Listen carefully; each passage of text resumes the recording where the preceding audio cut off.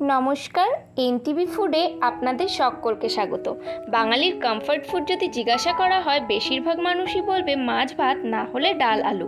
Chicken mutton তো specially সানডের জন্য বরাদ্দ, অন্যদিন যে খাওয়া যাবেই না তা নয়, কিন্তু তবুও মাছ ভাত নয়তো ডাল আলুতেই কমফর্ট খুঁজে পায় বেশিরভাগ বাঙালি।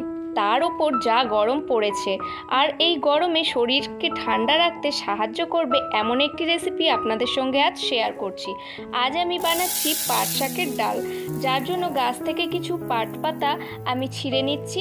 অ্যাভেলেবেল আছে বলে আপনারা বাজার থেকে একাটি কিনে আনলেও চলবে। তারপর এখানে নিয়ে নিয়েছি মুসুর ডাল, তারপর এটা ভালো করে জল দিয়ে কয়েকবার ধুয়ে নিচ্ছি।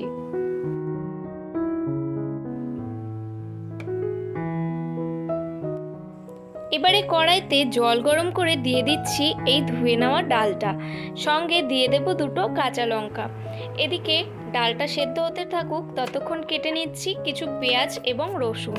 ভালো করে পেঁয়াজগুলো আমি এখানে স্লাইস করে নিচ্ছি এবং রসুনগুলো ছোট ছোট টুকরো করে কেটে নিচ্ছি।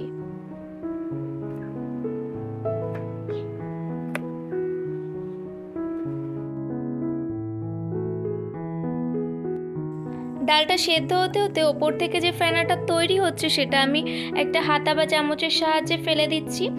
এবারে ডালটা যখন সেদ্ধ হয়ে যাবে তখন এর মধ্যে দিয়ে দেব 1 চা চামচ পরিমাণ হলুদ গুঁড়ো, তারপর ভালো করে একটু মিশিয়ে নিচ্ছি।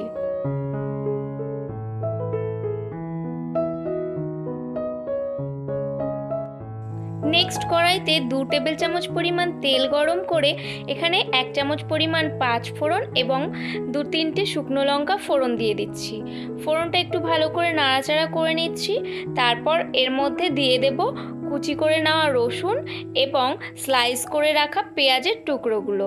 তারপর ভালো করে একটু মিশিয়ে নিচ্ছি, একটু ভাজা ভাজা করে নিচ্ছি হালকা করে, কিন্তু লাল করে ভাজছি না। এরপর এখানে আমি অ্যাড করে দেব ভালো করে ধুয়ে বেছে রাখা পাট শাকগুলো। এবারে ভালো করে সমস্ত কিছু মিশিয়ে নিতে হবে। ফ্লেমটা এখানে আমি হাই রেখেছি, আর এদিকে ভালো করে সমস্ত কিছু মিশিয়ে নিচ্ছি। পাট শাকের পরিমাণটা আমি এখানে 1 আটি মতো নিয়েছিলাম, কিন্তু দেখুন ভালো করে মিশিয়ে নেবার পরে অল্প পরিমাণ হয়ে গিয়েছে। এবারে এখানে আমি অ্যাড করে দিচ্ছি আবারও 1 চা চামচ পরিমাণ হলুদ গুঁড়ো। তারপর সমস্ত কিছু ভালো করে মিশিয়ে নিচ্ছি। এবার যে ডালটা আগে থেকে সেদ্ধ করে রেখেছিলাম সেটা এখানে অ্যাড করে দিচ্ছি। তারপর সমস্ত কিছু একবার ভালো করে আমি এখানে মিশিয়ে নিচ্ছি। সমস্ত কিছু ভালো করে মিশিয়ে নিয়ে অ্যাড করে দিচ্ছি স্বাদ অনুযায়ী লবণ। তারপর ভালো করে একবার মিশিয়ে নিচ্ছি। এখানে আমার ঘনত্বটা একদম ঠিক আছে, তাই আমি এখানে কিন্তু কোনো জল অ্যাড করিনি। আপনাদের যদি মনে হয় যে আরও একটু পাতলা করবেন, তাহলে এখানে গরম জল অ্যাড করতে পারেন। এবারে ভালো করে 5 মিনিট মতো ফুটিয়ে নিলেই আমাদের এই পাট শাকের ডাল একদম রেডি। এই পাট শাকের ডাল কিন্তু গরমের দিনে শরীরকে ঠান্ডা রাখতে খুবই সাহায্য করে। আর আমি এর সঙ্গে সার্ভ করেছি দুটো পাট শাকের বড়া।